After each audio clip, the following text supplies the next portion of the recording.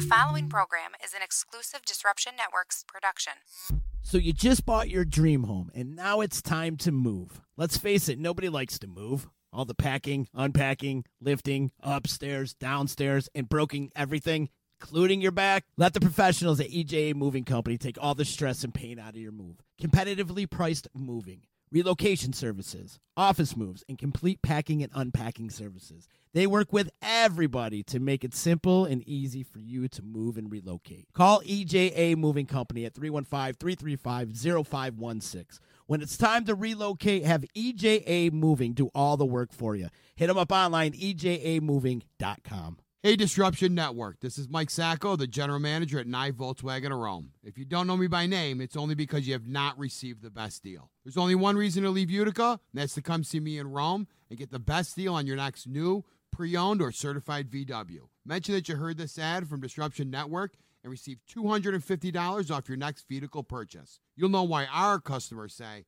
I love my Nye VW. Come see us at 5865 Rome Taberg Road in Rome, or visit us online at nyvwofrome.com. Join us Saturday, October 13th, as Disruption Network and Doughboy Barbecue presents Trip Fest 2 at the Jewish Community Center, 2310 Oneida Street in Utica. A night to pay homage to Vinny, Captain Trip Moriel. Utica icon, yo! Come pick through all Captain Trip's personal treasures, local artist display, food from Doughboy Barbecue, beer, wine, and live music. Bands include, after a 24-year hiatus, the return of Kate Devin, The Crazy Fools, Thunderwatt, and a 315 All-Star tribute to the Grateful Dead. Tickets are $10 in advance and $15 at the door. Partial proceeds to benefit Laney's Army. Doors open at 6 o'clock. Tourist kicks it all off at 6:30. It's Trip Fest 2, Saturday, October 13th. Trip Fest 2 is sponsored by Nye Volkswagen of Rome, 92.7 FM The Drive, Priceless Inspection, Donato Appraisal Services, Dr. Scott Domenico, Saranac Brewery. The Property Sisters of the Mohawk Valley was born when three top producing agents with over 25 years of combined experience selling real estate joined forces to take real estate to the next level. We practice with honesty, integrity, and the knowledge to help make the buying and selling process easy and stress-free for all of our clients. We pledge to always make our clients our top priority from start to finish and even after the house is closed. We will always be a valued resource for information and assistance for our buyers and sellers. Our customers over the years have become not only past clients, but great friends. As we join hands together as the Property Sisters of the Mohawk Valley, we look forward to serving our clients and our community and making a positive difference. You can reach us at 315-601-9630 for all of your real estate needs. The following is a presentation of Disruption Networks. Ladies and gentlemen, it's time for the baseline. Play ball!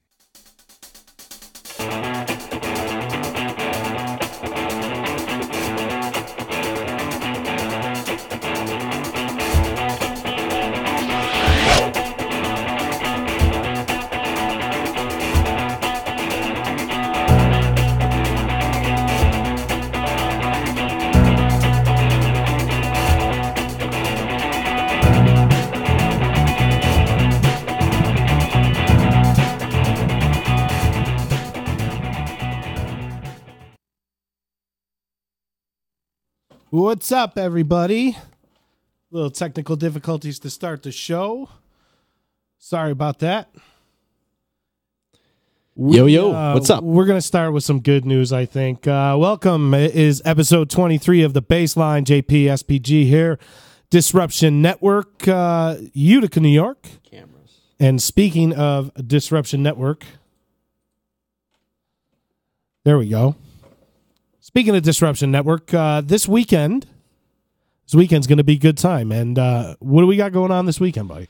There's a lot going on. And one of the awesome things happening on Saturday is Trip Fest, the second annual Trip Fest down at the JCC on Oneida Street in Utica.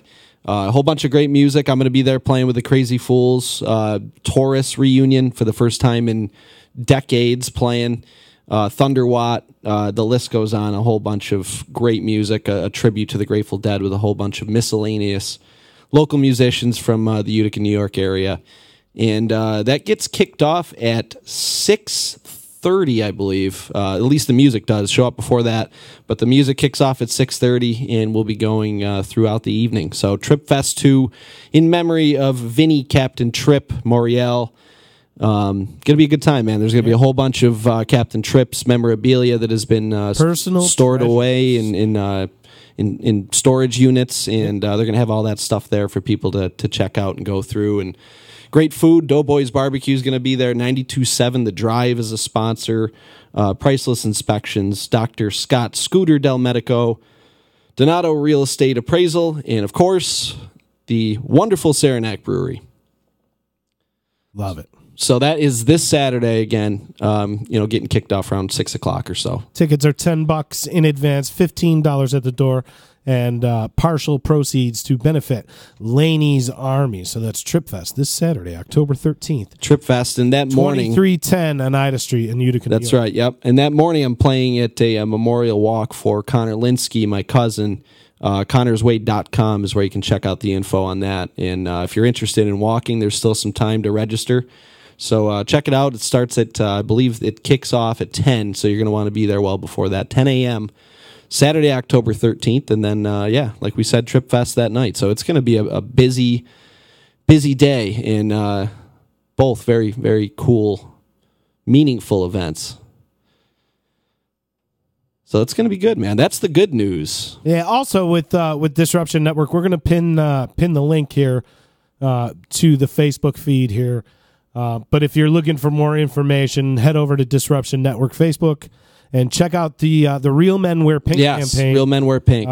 We are participating this year in the Real Men Wear Pink campaign, trying to raise money, trying to reach our goals. So hit it up. We'll post a link here on the Facebook feed, and also next Wednesday, I believe from 6 to 10, maybe. I don't have it in front of me, but next Wednesday, come down and support Disruption Network. We will be doing a guest bartender night at Wakely's. Yes. So a couple of us are probably going to get behind the bar and be serving you guys drinks.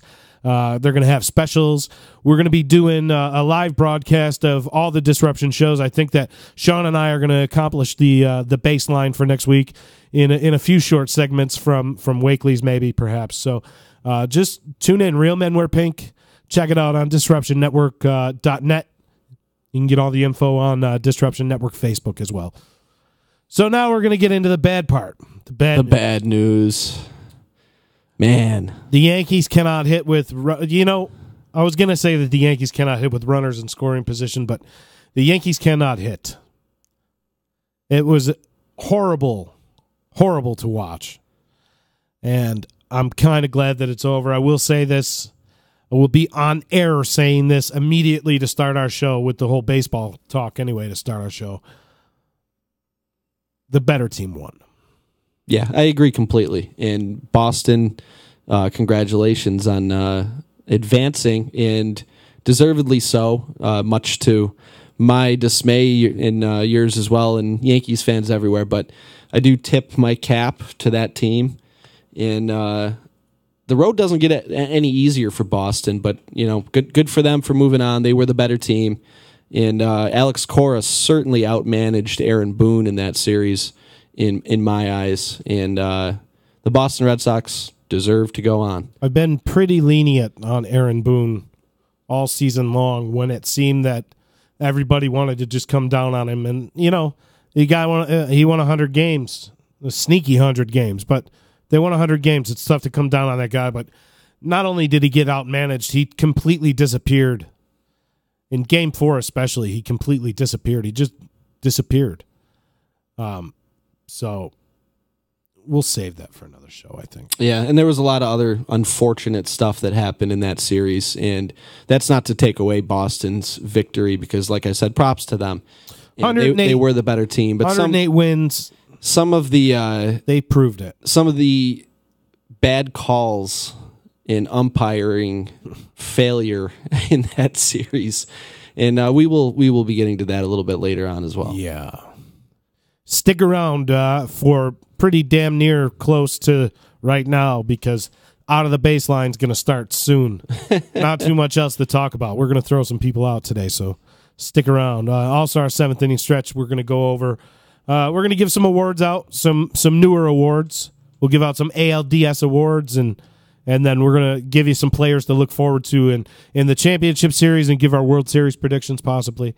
You never know. You got to stay tuned and find out. Got to stick around. So that'd be the 7th inning stretch. So yeah, the Yankees season is over, unfortunately. And Cleveland, the Cubs, the Braves, the Rockies, the Oakland A's, all in the same boat right now.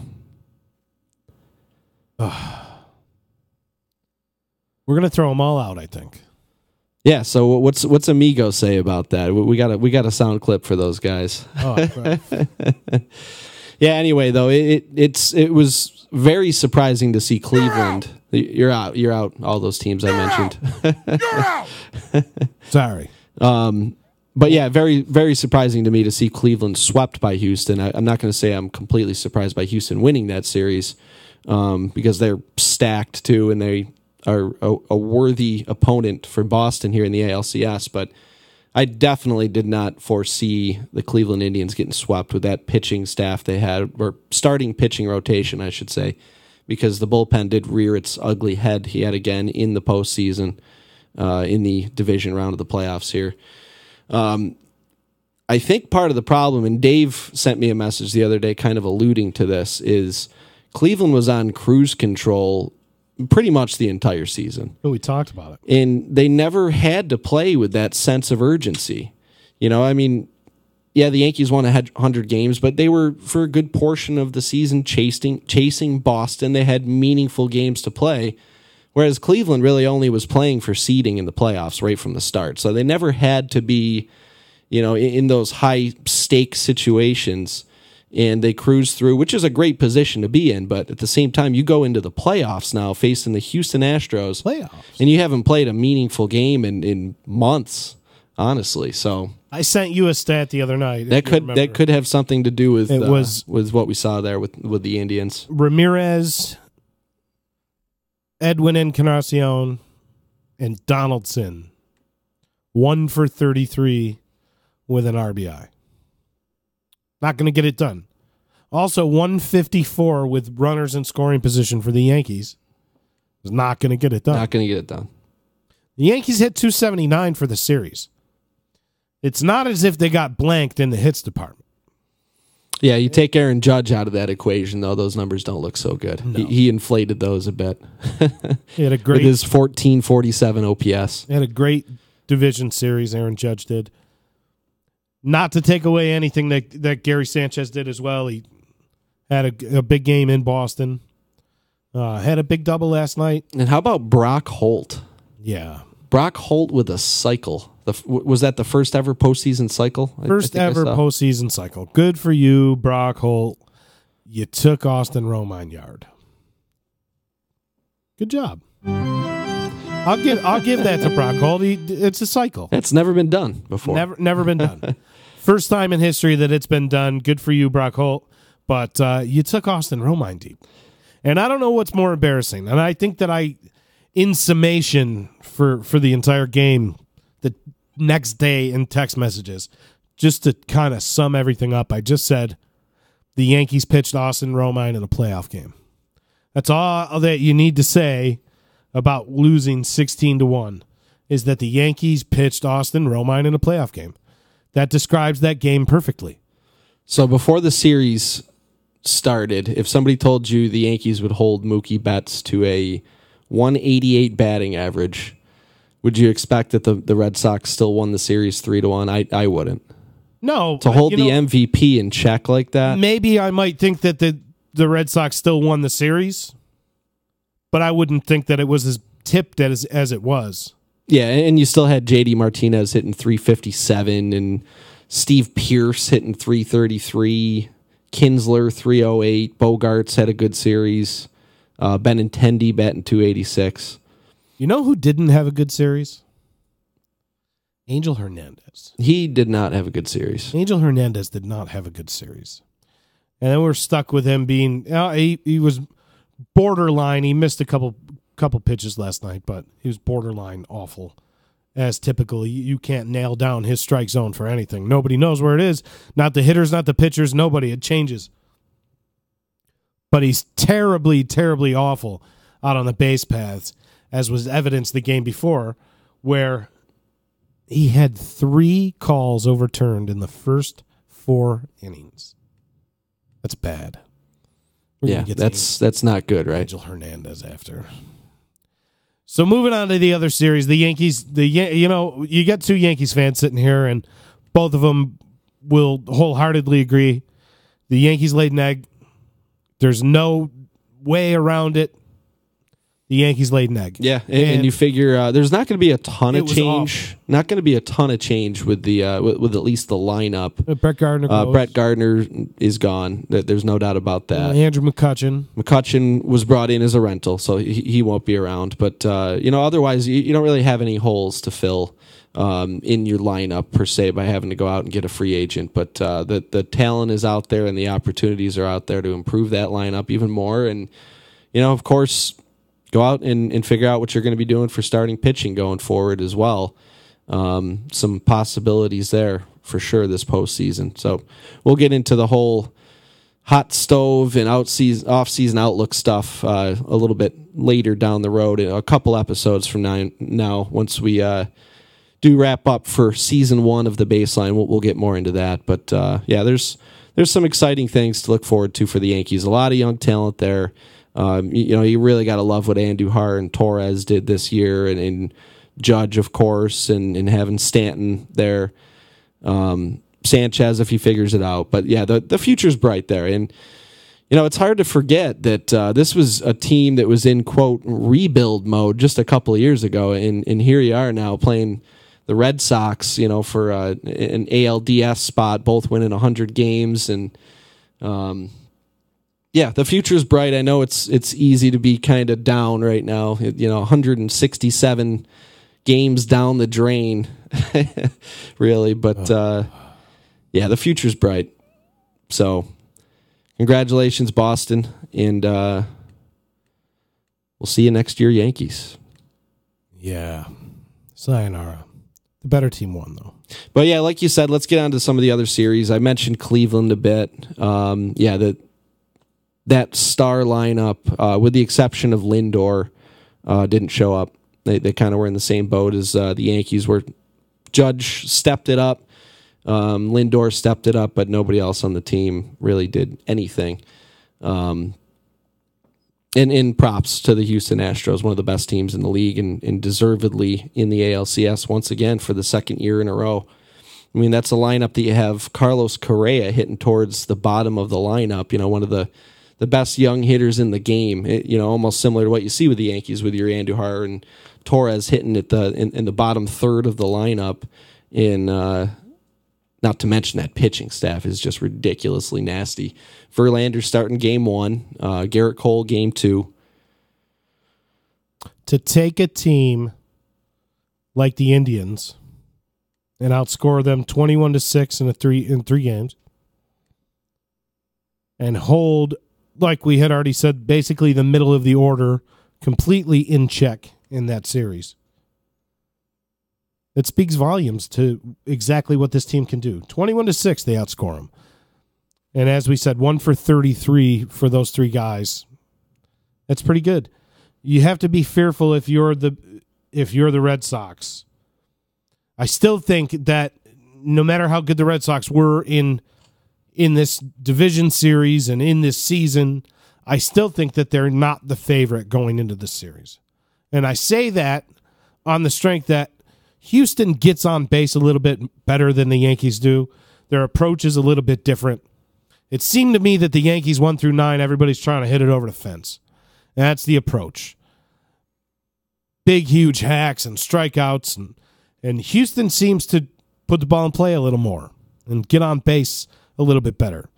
And once they start getting into that bullpen for Boston is suspect. The Yankees showed it in this series, even though the Yankees got embarrassed in this series. Yeah.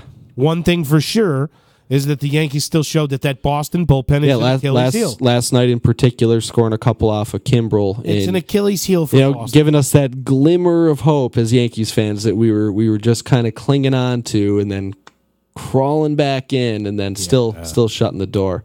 But you got but guys they are like, they are vulnerable. You got guys like McCullers coming out of the bullpen for Houston. They got versatility. Osuna at the back end. They have a better bullpen. And that's what I like to look at, obviously, as history proves. It's what I like to look at, is the bullpen strength. So right now, coming into this series, certainly Boston, they've played great, and the accolades are there. But coming into this series, my favorite in this series is Houston. They have to beat the World Series champs now. Boston does. They do. And they got to beat Verlander and Cole and a stronger bullpen and an arguably stronger lineup. Yeah, and a different lineup, a different construction to the lineup, a different approach. Talking Houston's lineup, too, right now, you have Marwin Gonzalez after having a rough season, honestly, compared to what he did in 2017. And he comes out and he hits .538 in the ALDS. And Alex Bregman goes out there and hits .556 with an OPS over 2. You know, those are guys that, you know, they're stars, especially in Bregman's in Bregman's spot. He is a star. He has become one of the best ball players in the game, in my opinion, very quickly too. And Marwin Gonzalez, role player, but still a quality bat. And those are the guys that you have. Bregman not so much now, but Gonzalez like hitting towards the bottom of your lineup now. You know, if you're the Houston Astros, and of course Altuve, former MVP, and George Springer, Reddick. You know, the list goes on and on with guys who've done it in the postseason. So yeah, it's a worthy challenge. I think I would say, if we were talking pure favorite as far as odds go, because of Garrett Cole, especially starting game 2, is why I would make Houston the favorite. You could kind of say Sale, Verlander, kind of, maybe it's a wash. You know, it's an argument, but maybe it's a wash. And then you got Garrett Cole coming in starting game 2 when David Price is starting for Boston. Sale? That's the big question. It's not about his ability to dominate. It's not about what quality he's going to come out at. It's how much are you going to get out of him? Yeah. And what comes after him? What's the bridge to Kimbrel? And as we've seen last night, Kimbrel's vulnerable. But what's the bridge there? The bridge doesn't look too awful good between Sale, especially if Sale at max is going to give you 5 innings. So advantage Houston in those first 2 games, I think. Yeah, collectively, I would agree. That's especially when you have a Garrett Cole versus David Price matchup in game 2. They don't. Well, historically, David Price is not too awful good in the postseason. It's just a little bright bit. spot for the Yankees was the dismantling of David Price. Although ironically, when he came into the league with Tampa, that's where he kind of made his name, was just a dominant force in the playoffs for Tampa against Boston. Yeah, coming in relief. Yeah, that's funny how that started. How ironic is that? He was a dominant bullpen arm in the postseason, playing against Boston, and here we are now. He's a ridiculous multi-millionaire starting pitcher for the Boston Red Sox in the postseason. Here we go, and he's struggling. Oh man! So you know what we do? You know what you need to do first. We kind of jumped the gun, but you got to do a this week. This day. Yeah, there's an interesting one. And this day in baseball history. There are a bunch of them, obviously postseason related. It's that time of year, and there are a number of postseason moments that we could pick on any given day, you know, during the mid to end of October time period. But one that I thought was kind of interesting for today was 1970, in the first World Series game to be played on artificial turf. Boog Powell, L. Hendricks, and Brooks Robinson homered to power the Orioles past the Reds 4-3. And that game was at Riverfront Stadium in Cincinnati, the first ever game to be played on artificial turf in the World Series. 1970. Awesome. Big Red Machine. Yep. That's crazy. Yep, in the Brooks Robinson era, Baltimore Orioles too. Now it's going the way of the dodo. What do we got? Two parks left? Both in the AL East? Yeah, I think that's it. 2 parks. Is that right? That is right. There's only 2 parks left. Where's Dave? Somebody send Dave a message. Tell him he's ausente for the day. He must be bumming about his Indians. I'm sure, but we're going to talk him through it. Just like we're talking you guys through it. So that's pretty much one series down there. We've kind of touched on one series. Yeah, we've kind of gone over the whole AL, I think. Let's move on. We talked extensively about the Yankees, Red Sox. We're talking about Dodgers, Brewers now. Dodgers, Brewers. Yeah, onto the NL. The Dodgers, I thought that the Braves were going to give them a little bit more of a fit than that. But the Dodgers, and especially Manny Machado, proved why they were the prohibitive favorites coming into the season. They didn't necessarily have a fantastic regular season. Didn't exactly run away with the division, seeing how they had to play 163 games. But they proved it in every facet. Walker Buehler and Clayton Kershaw, they're going to be a force. But their bullpen doesn't quite match up with the bullpen across the field in the other dugout. Because that bullpen is stout. Of course, I'm talking about the Milwaukee Brewers. Probably the best. They just parade closer after closer after closer. And they all come out. They have their roles. Joakim Soria. Soria's used to coming down and nailing down games. For years. Another guy. They're coming in and nailing down innings now. Corey Knebel and Hader. Just crazy. They parade arm after arm. It's similar to the Yankees bullpen. There's nothing, going back to that series, just for reference, there is nothing that you can say horrible about the Yankees bullpen in that series against the Boston Red Sox. Nothing. It wasn't the bullpen. All the runs were given up by the starters, basically. I understand they gave up 16 runs in one game. I get that. But when the bullpen needed to step up, the Robertsons and the Betanceses, when they needed to step up, they did. So yeah, the Brewers bullpen is ridiculous. They didn't go out there and get any big-name starters like we really did assume they were going to do almost all season long. We talked about, Chris Archer and Jake Arrieta and some other guys that we thought maybe would end up there at some point, whether it was right before the season started or during the season. They never went out there and did that, but the guys that they have are doing the job. It's almost like Oakland, kind of, where you see all these guys that are kind of considered journeymen almost in Oakland at least, and they just pitch like top-end starting pitchers. And then you got Milwaukee. Your Chacin, he's had a great year. He's solid pitcher, but he pitched great, all season long. And in the postseason, he pitched 5 shutout innings. In fact, the only pitcher in Milwaukee that gave up any runs that entire series was Jeffress. Everybody else that pitched did not give up an earned run. You got to be scared going in if you're the Dodgers. 7 out of the 8 pitchers that pitched an inning, or 2 1/3 innings, was Hader. He was the least out of anybody who pitched. 7 out of the 8 didn't allow a run. And that's what you're up against if you're the Dodgers now, is that Milwaukee Brewers bullpen. And in the postseason, that is huge. You can have your starters scratch you out 5 innings like they had with Chacin the other day.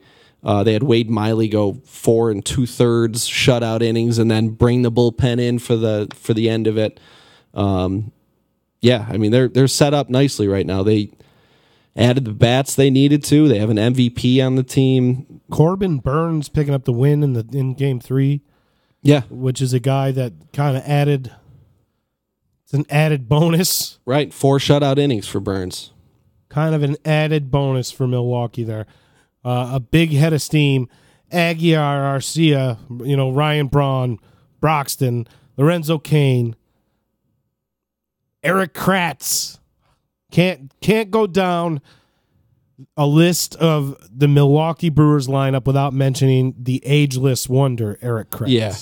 Good for Eric Kratz. Inside the baseline. Looks like he's having a lot of fun out there. It's nice to see. But Moustakas and Scope and Shaw and Yelich, your NL MVP in both of our opinions. Just it's nice to see.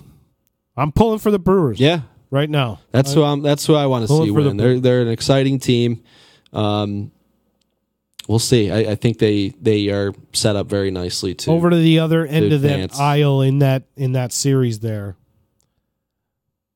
Nolan Arenado, 2 for 11. Charlie Blackmon, 1 for 12. David Dahl, who came in scorching hot, ends up 0 for 5. Ian Desmond, 1 for 12.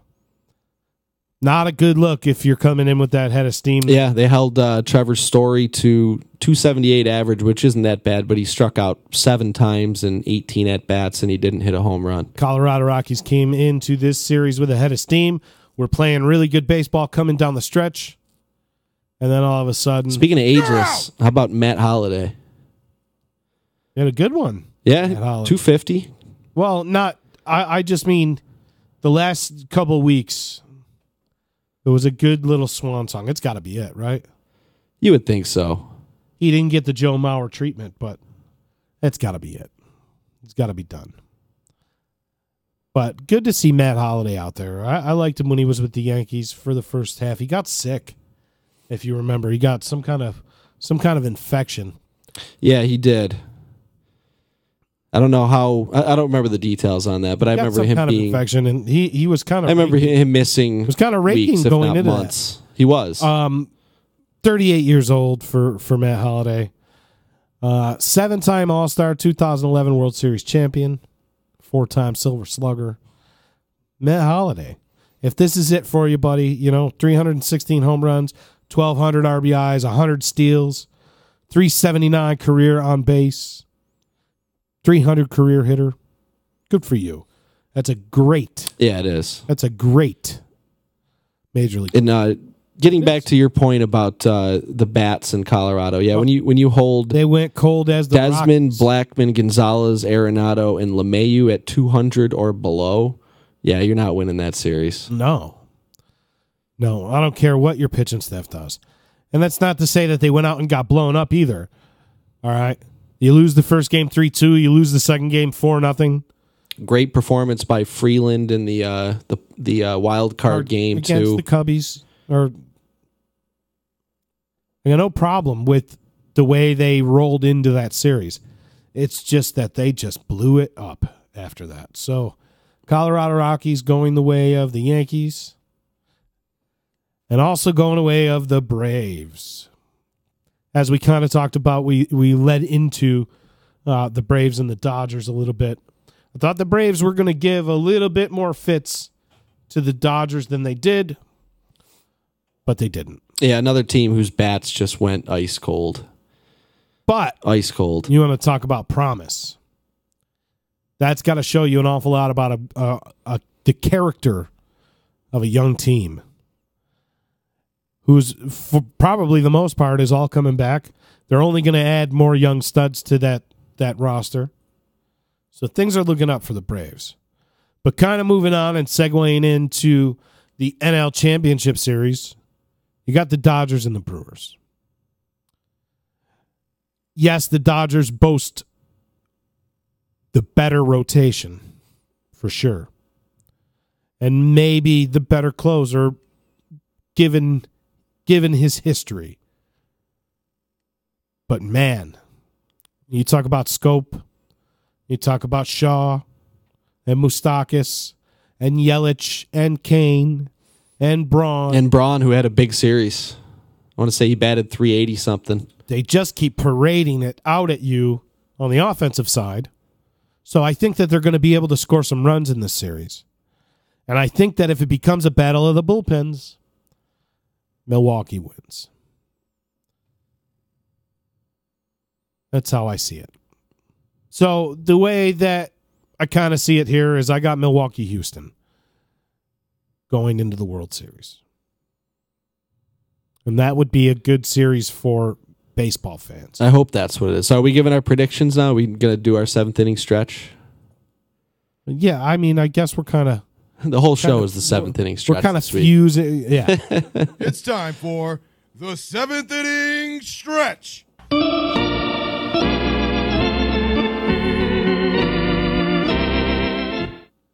It is the 7th inning stretch. I have already given my prediction for the World Series. Sean is about to give his. I think he kind of did too. But what we're going to talk about is we're going to talk about the championship series, some players to watch out for, our predictions for the series, and for the World Series. So, Sean, I've already said that I see it. Houston, Milwaukee in the World Series. Who you got? So we already kind of went over the reasons why we see either one of these teams as potential to win a World Series title or at least move on to the next round. So I'm not going to get into too much for that. I'm not going to go in through and do a thorough analysis for you right now. I'm just going to say Boston versus Milwaukee, with the Milwaukee Brewers coming out as 2018 World Series champions. Wow. I love it. I love it. That's what I got. So I got to pick a World Series champion, too. Might as well. And then we can revisit this after the ALCS if we're wrong. I'm going to pick, the like CS I already round. said, I got Houston and Milwaukee. I, too, am going to go the way of Bernie Brewer. I'm going to pick the Brewers. I like the way that this team is playing. I like the way that this team is built. They have the potential NL MVP right smack dab in the middle of that lineup, and he is playing every bit like the NL MVP. So many great pieces offensively around them. 2 starters that are pitching well enough to pitch 4 times in a 7-game series. The bullpen. And that bullpen. So I'm going to go with the Brewers winning it all. I love Craig Counsell. He's got experience in the World Series. He scored the game-winning run in the 2001 World Series. Also was a member of the Florida Marlins when they won in 1997. So he's been there. He's been to the World Series, got 2 rings. So I just like it. It's a feel-good story. Bob Uecker, the whole 9. I'm going with the... I'll give you my MVP, too. And when I'm wrong, I'll pick another one next week. MVP of the World Series? Or MVP of the World Series. Maybe we should do the championship series MVPs. Yeah, we could do that. I like that idea better. So, championship series MVP in the AL. I'm going to give it to Justin Verlander. Justin Verlander. ALCS MVP. Who you got? I like it, and I can't argue one bit with Verlander. You figure he's in position. I mean, I'm not going out on too much of a... Yeah, he's in position to be starting many games in this series, too. Exactly. Perhaps 2 starts, and if necessary, a bullpen stint in Game 7, which cements legacies. It just does. You look at Schilling and Randy Johnson and anybody that comes in the late innings and gives you 3-4 solid innings. That's a Justin Verlander. Yeah. But I'm going to go with Verlander just because of the importance of his role in this series and perhaps lining up to pitch 3 times in this series. So I hope you're right. I'll go with Justin Verlander. I hope you're right, and Verlander has that type of series. Over in Boston, I think, and this is going to be a very not off-the-board pick, but I think your AL MVP, future AL MVP of this regular season, Mookie Betts, will end up being the MVP of this series. The pitching is going cold. The pitching is dominant. That's the thing. He's going cold, so that's what they say. He's due. He is due. He's due. So I think if there's anybody on that Boston team, and you could say probably the same about JD Martinez too, but if there's anybody that can do damage. So you're not going with Brock Holt? No, Brock Holt, sorry. No more cycles. If he gets another cycle, he's my MVP of the playoffs. No more shines. No more shines. So if there's anybody that can do damage against elite pitching like Verlander and Cole, it is Mookie Betts. So I think Mookie Betts ends up being MVP of the ALCS. I hope your prediction is more accurate than mine. But yeah, that's who I got, Mookie. I just, I kind of want to clarify my stance on this. I do. I have nothing wrong with the way that the Red Sox dominated the Yankees. The better team won. I still think maybe that the Red Sox are a better team than Houston. It doesn't mean that I think that they're going to win this series. I don't think that they're built. I just don't think that they're built to win the World Series. They are vulnerable. With I'll the agree with you. questions in that bullpen and perhaps the questions after Sale in the rotation. Great offense, great manager. He thoroughly outmanaged Aaron Boone. So I'm not knocking them by saying this, but Hinch has won it. They were there last year. Some veteran presence in that lineup. Everybody's got a ring in that whole lineup. This is the hardest, just like Houston. This is the hardest opponent Boston could possibly have.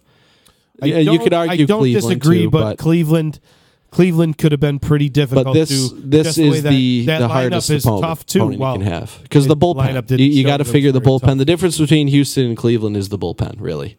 If you're looking at their rosters on paper, and this is probably the worst possible matchup for Boston. But I still think 108 win team prevails here to make it to the World Series. But I don't think they're going to win it. I think the Brewers. I think it's the year of the Milwaukee Brewers. I love it. I hope we're both right. I do. I thoroughly hope that Benny Brewer or Bernie Brewer, whatever his name is sliding down that slide with the World Series, the Commissioner's Trophy. Wouldn't that be something? You know it's going to happen. So, big ups to the Milwaukee Brewers and the Houston Astros and the Red Sox and the Dodgers. I don't want to say big ups to the Dodgers. I hate the Dodgers. So who do you think your NLCS MVP is? NLCS MVP. Since I got the Brewers going, I'm going to pick an obvious choice. I'm hoping that I'm right because I just want to see this guy go nuts in a series against the Dodgers. I'm going to pick Christian Yelich. It's tough not to. How can you not? Yeah, you're going with the AL MVP in your ALCS. Yeah, and in my NLCS, I'm going to same thing. I'm doing in the AL. Christian Yelich, just the way he's swinging the bat and carrying his team on this on his back. But there's so many guys in that you could see it be Josh Hader. Look at what he could give you in a 7-game series. When I look at who's going to be the player of the series, I always look at 7 games. Always. I don't forecast it to be a thumping in 4 games ever. So I think of how much pitching plays into it. And so you could see a Hader. You could see a Chacin. If Chacin's going to start 3 times, you could see it be him. Could see Lorenzo Cain. Could see Lo Cain. Mike Moustakas. I could definitely see him just going nuts in a playoff series. He's another one who's been there too. Another guy. That's another thing about them adding Mike Moustakas. It's a guy who has been there to the World Series and has both won and lost a World Series before. So what a great veteran presence to bring into the locker room, and a guy that can just crush the ball when he's on too. Buddy Jeff Harrington tuning in. If you're still there, Jeff, drop us a comment. He's a diehard Red Sox fan, so congratulations, Jeff. I know you weren't tuning in a little while ago, but we've been singing the praises of the Red Sox. They kicked our arses. So what's up, Jeff? That they did. Thanks for tuning in. Sergeant Camiso tuning in too, if you're still out there. Dominic, thanks for tuning in, my man. So, yeah, that's our previews for MVPs. My NLCS MVP is you kind of... Oh, you didn't give yours. You kind of alluded to it, and I guess we kind of named all the... I'm shorting you. The better guesses, but I think Josh Hader. I think Josh Hader ends up being the MVP of that series if it goes the way I picture it going, which will be a long series, I think, with Kershaw. And some of the starting pitching the Dodgers have, this is not going to be an easy series for Milwaukee either. But I do think they prevail, and I think it's a long series, and I think you'll see Hader out there in very high leverage situations in at least 4 of those games, and he can go multiple innings, and he strikes out everybody he sees. In the ALDS, pitched 2 1/3, a 0 ERA, a 0 WHIP, and struck out 4 guys, and he's done that all season long. And I think he's going to continue to do it, and that's the key. Like we said, is the Milwaukee bullpen. And Hader is going to be that guy that can give you those multiple innings and come in a lot and pitch a lot of innings for you. So, although not by record, baseball ended up, I believe, with the 4 best teams. So we're in for it here. It's going to be good. Yeah, I don't I know. think both I of would these I would are long argue the series. Dodgers aren't amongst the 4 best teams right now. I just mean that they're amongst the 2 But best teams in the National They League. deserve the credit for getting No, there. I don't mean no matter 4 how they got there. I don't mean 4 best teams overall. I mean they're amongst the 2 best teams in the National League. I don't think that there was any argument at the beginning of the postseason who was more built for the postseason and to make a run than the Brewers and the Dodgers in that division. Well, I don't think that, or in that league. I don't think that anybody would have gone against those 2 picks. Well, maybe. And So we'll be able to revisit all that. it's the best next series week. possible for the National We'll League. see how wrong we are about all these predictions, and we'll pick a new World Series next time we get together. But yeah, that's how I see it. Is Milwaukee over Boston in what would be an awesome World Series in my opinion.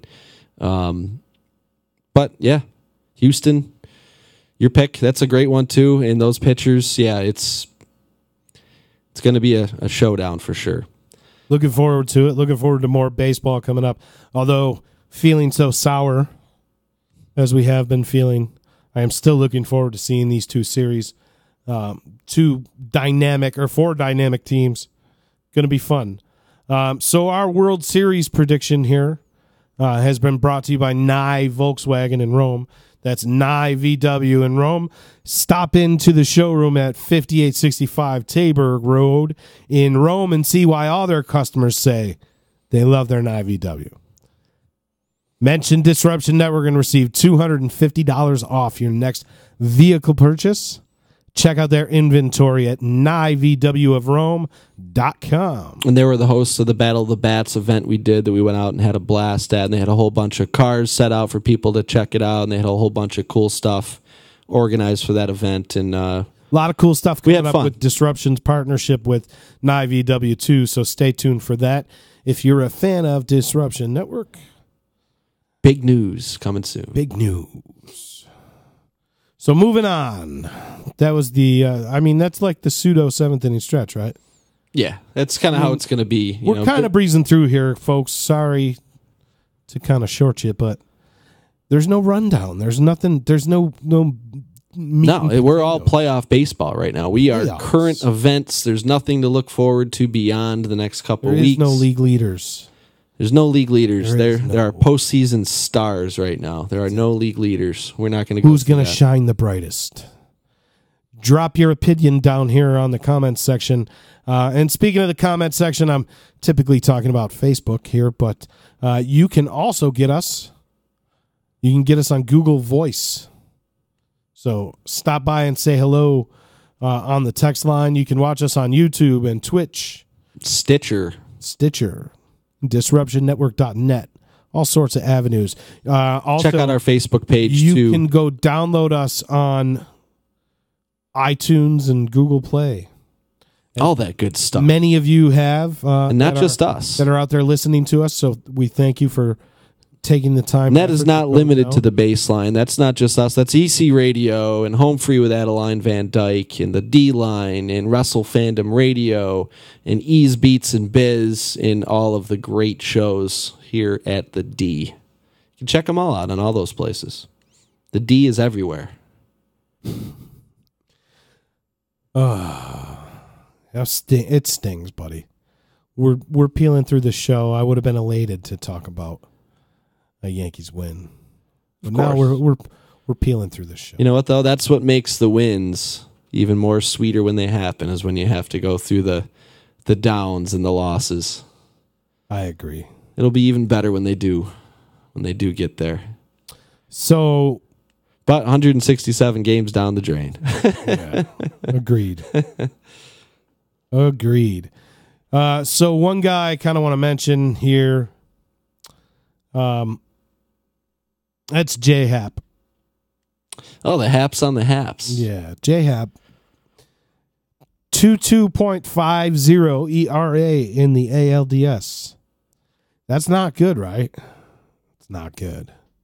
The Boston specialist who had seemingly had them under a trance 2 innings pitched. Yeah, that was a different Boston 4 team, hits. though. Those statistics went back years. 5 earned. The unhappy Hap, J Hap. Yep. What's the haps on the haps? The haps. And Ian Happ is also an unhappy Hap. Him and his Cubbies are eliminated for the 2018 season as well. So that's the Haps on the Haps, is they're both out of here. They're out of here for 2018. Ian Happ. You're out of here. So that's the Haps on the Haps. Boston Specialist not coming through. Oh, man, it stings. How many times in one show can I tell you how bad it stings?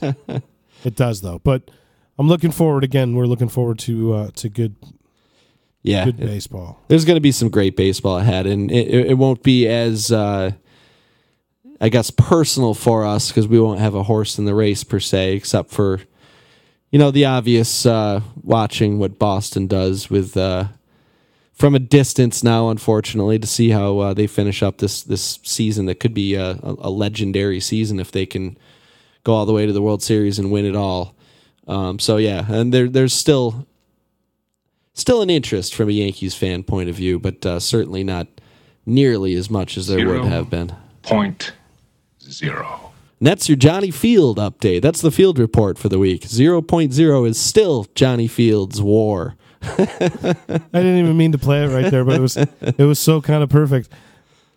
It's the field report, everybody. There it is. Johnny Field's WAR 0.0 is not 0.0. Attaboy, Johnny. I didn't even mean to prematurely jump the gun there, but 0.0 Johnny Field. So that's the Haps on the Haps. Freudian slip. And the field report and the 7th inning stretch. And you know what time it is when we do all those things and we get to the end of the show. It's time to throw some people out of the baseline. There's a bunch this week. There is a ton. I don't know. Maybe we're just bitter. Maybe we're just bitter, but there is a lot. I'm not bitter for shit. There's so many people to throw out here. Who do you want to start with? Let's start off in Minneapolis, Minnesota, by way of República Dominicana. We were talking about Mr. Miguel Sano. Yeah, Miguel Sano. What's Miguel Sano been up to this week? So, the Minnesota Twins season ended a few weeks back, and he went home to the Dominican Republic, and he was driving around, and he ran over a police officer with his truck. He's not facing charges, is the update. Yeah. But you still ran a police officer over with a truck. You broke the officer's leg. Broken leg. And for that broken leg, Miguel Sano, and for the terrible season that you had. Terrible. They sent you to AAA, Miguel. You're out of the baseline. So I guess some of the details of the incident, and I take this for what it's worth, some of the reported details, alleged details, where he was leaving a nightclub in the Dominican Republic in his hometown at 3 a.m. with his wife, and he was speaking to a police officer out in front of the club, and then he got in his pickup truck, he threw it in reverse, and broke his leg. Miguel Sano. You're out of the baseline. That is where you will stay until you come back and prove yourself worthy. Oh yeah, by the way, he didn't have his driver's license on him, and the car didn't have a license plate on it. Oh, well, there's that. There's that. That's not good, right? I don't know what the DMV rules are in Dominican Republic, but I'm guessing that's still frowned upon in the DR. So, probably frowned upon. But you know what else is frowned upon? Being out of the baseline more than once in a season. You're about to join the likes of the Mets. The baseline Hall of Shame. Of course, I'm talking about Major League Baseball. Major League Baseball. Better up. You're up. Scheduling. How could you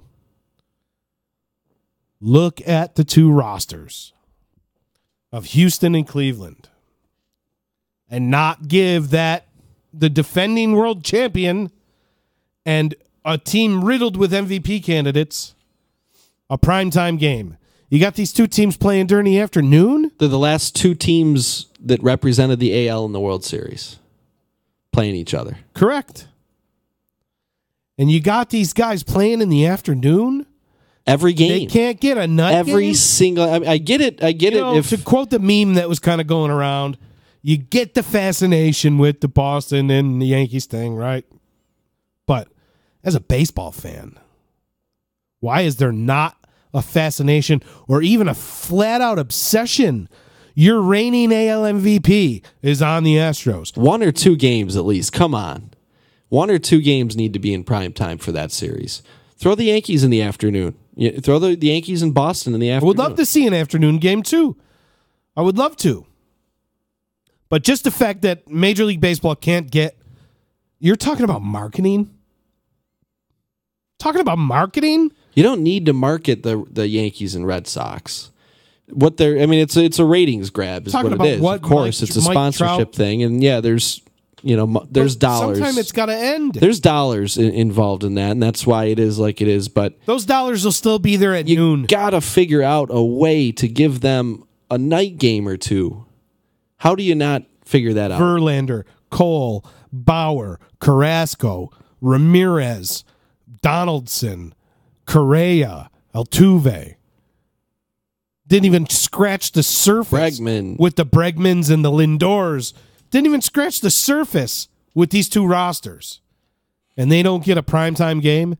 And you're worried about marketing yourself and marketing your league. And you're going to come down on guys like Mike Trout on how they market themselves. And then you have a boner like this.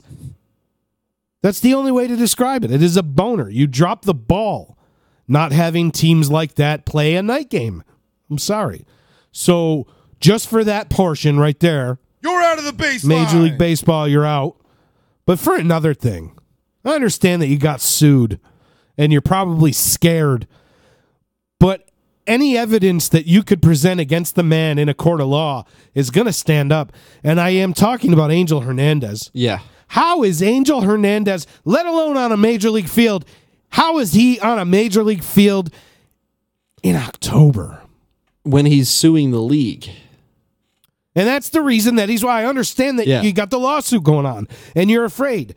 But any person, you don't even need to be a huge baseball fan. Any person can go out and watch Angel Hernandez perform his job, as evidenced in one 4-inning stretch when he had 3 calls reviewed. Anybody can go out and see that the man is not being discriminated against because he is a person of color or a person of Hispanic descent or a minority. You're being discriminated against because you suck at your job. Yeah. Period. So Major League Baseball, and it's been proven multiple times. Over and over and over again. Against the Brewers this year. And even Ian Kinsler. He threw Ian Kinsler, who's borderline been one of the, a top 20 or so player over his career. He's been a very valuable type player. Yeah, he's been through some World Series battles himself. For the top 20, but you understand what I'm saying. A very valuable player. In the prime of his career, he was one of the top 2 or 3. Hitter. He was one of the top 2 or 3 second basemen basemen in the 200 prime of his career. A 200 type hit season guy. And you threw him out mid at bat for looking at you. And then earlier in the season in May 22nd, I believe it was, if you want to go look it up, against the Brewers, where we saw the graph. The graph has 6 pitches, 4 are in the strike zone, and the result was a walk. 2 balls, and the result was a walk. He's awful. He's proven himself over and over and over again how awful he is. Yet he has managed to worm himself into October. And how about CC Sabathia's comments about him? He says, quote, "He's absolutely terrible. He was terrible behind the plate today. He was terrible at first base. It's amazing he's getting jobs umpiring in these playoff games. He shouldn't be anywhere near these playoff games. He's bad. I don't understand why he's doing these games. It's sad that he's doing these games. It's crazy. He's always bad. He's a bad umpire." End quote. Yeah. And to back it up, the guy who started on the other side, Rick Porcello. Throw the ball over the plate, CC. I thought Angel Hernandez called a great game. You got to get the ball over the white part of the plate, and then you get the strikes called. And that's Rick Porcello in response to CC Sabathia calling out Angel Hernandez. Whether or not, if Angel Hernandez had 2 or 3 questionable strike calls last night or questionable misses, that ranks amongst his best games. Yeah. His best games. Yeah, last night was one of the better Angel Hernandez games, honestly. So the bar is not set high. The bar is not That's set not high, a compliment. You should not see him anywhere near a postseason field. And for that, Major League Baseball, 2 times in one night, like 4 times this season. I don't want to keep doing this to Major League Baseball, but 2 times in one night. You're out of the baseline. Major League Baseball, you're out. Who is joining Miguel Sano, Major League Baseball, and the Mets? The Mets, New York Mets. You're out of the baseline. Permanently. So. Ron Darling, throw him out of there just because. Jeez. Ron Darling, please remove something from something, okay? Well, it's a PG-13 show. Just, geez, is he anti-Yankees, first of all? Which is okay. I understand it. I get it. Everybody's anti-Yankees. It's the hip thing to do, but to be so pro-Boston and so anti-Yankee and say things that are just...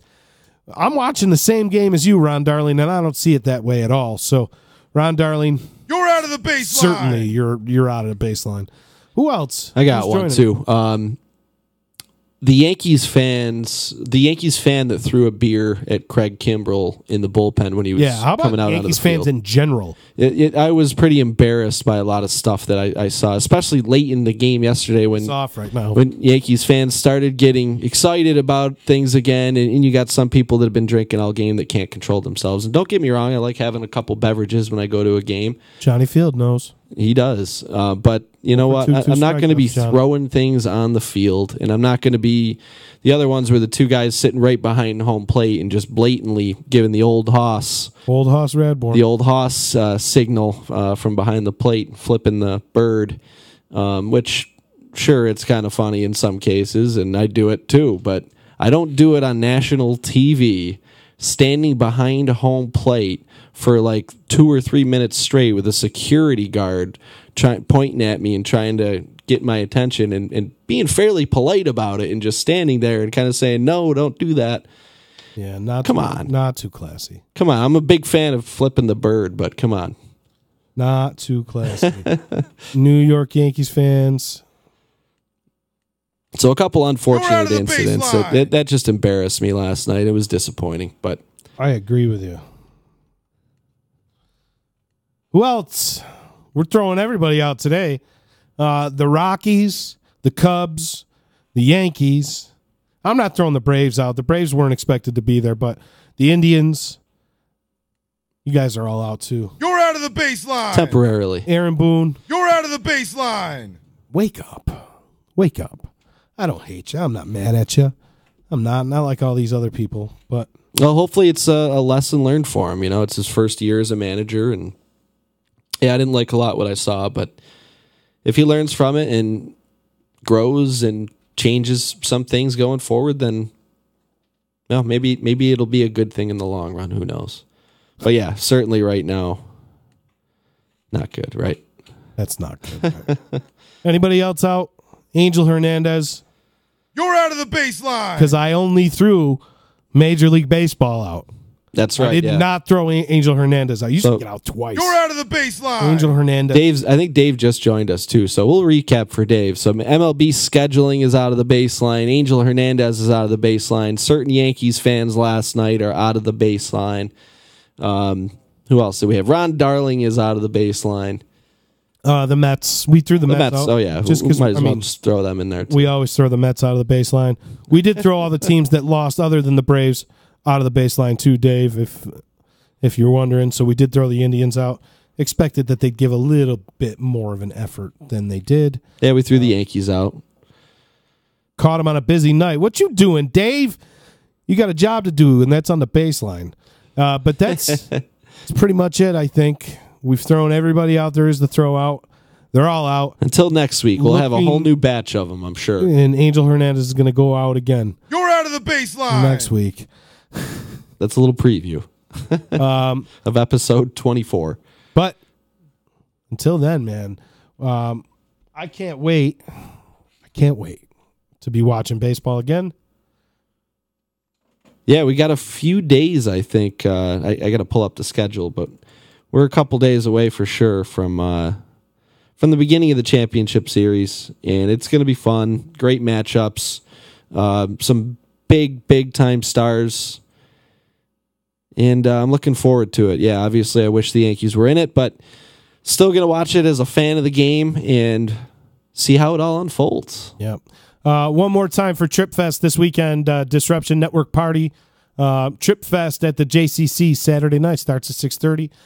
Sean's band's going to be making an appearance, so if you want to see Sean play the guitar and sing a little bit, come on down to Trip Fest with Disruption Network, Doughboy Barbecue, and all sorts of other good things going on. Also, check out all the great content at disruptionnetwork.net. That's Ease, Beats, and Bizz, Home Free with Adeline Van Dyke, EC Radio.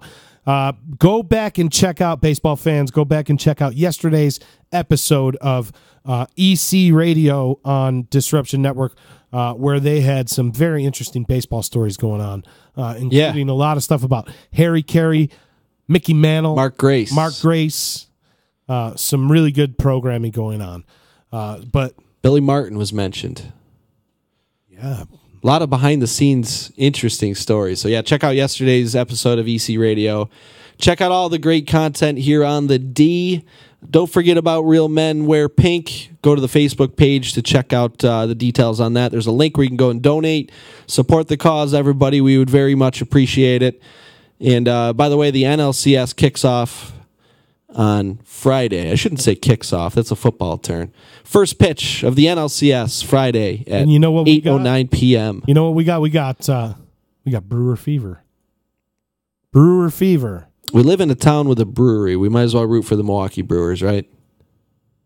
Brewer Fever. That's how we're going to close our show tonight, everybody. Brewer Fever, everybody. Let's go Brew Crew. Thanks, everybody, for tuning in. Peace.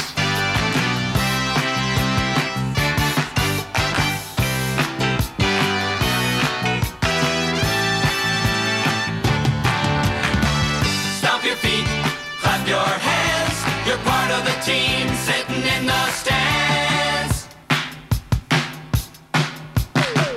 Come see what's brewing. Come see what the good times are. Come see what the Brewers are doing. Come on and cheer a superstar.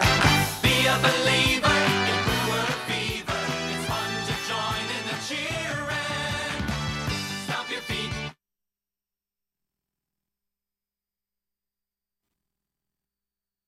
So you just bought your dream home, and now it's time to move. Let's face it, nobody likes to move. All the packing, unpacking, lifting, upstairs, downstairs, and broking everything, including your back. Let the professionals at EJA Moving Company take all the stress and pain out of your move. Competitively priced moving, relocation services, office moves, and complete packing and unpacking services. They work with everybody to make it simple and easy for you to move and relocate. Call EJA Moving Company at 315-335-0516. When it's time to relocate, have EJA Moving do all the work for you. Hit them up online, ejamoving.com. Hey, Disruption Network. This is Mike Sacco, the general manager at Nye Volkswagen of Rome. If you don't know me by name, it's only because you have not received the best deal. There's only one reason to leave Utica, and that's to come see me in Rome and get the best deal on your next new, pre-owned, or certified VW. Mention that you heard this ad from Disruption Network and receive $250 off your next vehicle purchase. You'll know why our customers say,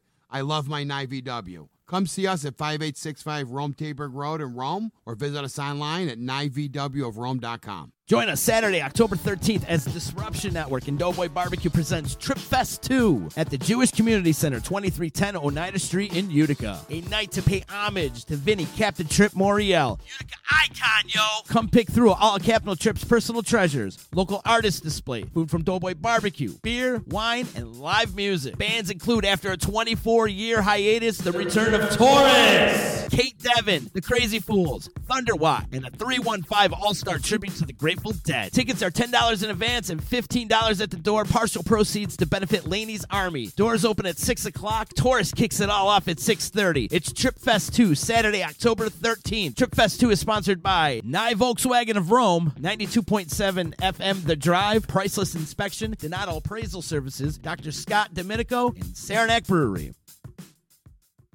The Property Sisters of the Mohawk Valley was born when 3 top producing agents with over 25 years of combined experience selling real estate joined forces to take real estate to the next level. We practice with honesty, integrity, and the knowledge to help make the buying and selling process easy and stress-free for all of our clients. We pledge to always make our clients our top priority from start to finish and even after the house is closed. We will always be a valued resource for information and assistance for our buyers and sellers. Our customers over the years have become not only past clients, but great friends. As we join hands together as the Property Sisters of the Mohawk Valley, we look forward to serving our clients and our community and making a positive difference. You can reach us at 315-601-9630 for all of your real estate needs.